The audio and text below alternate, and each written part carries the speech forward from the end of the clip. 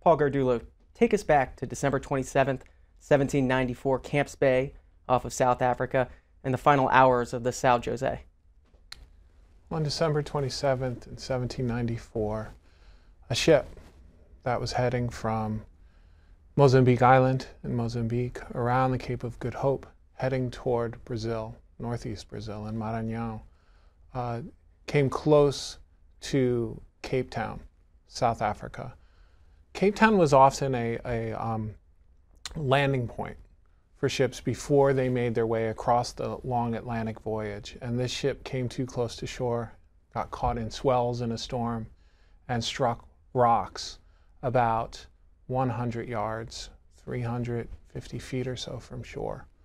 The captain, whose last name was Pereira, he was captaining this ship called the São José, tried to salvage what he could from the crew. They attempted a rescue from ship to shore.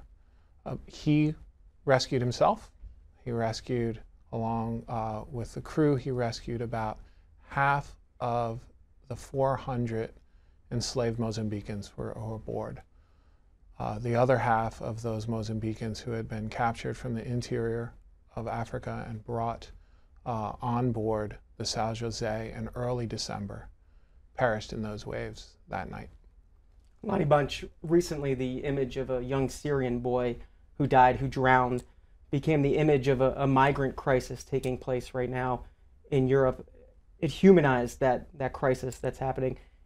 Is that what you want to do with the São José? Does that humanize the slave trade? In many ways, history museums tend to tell the grand story and often forget to humanize them.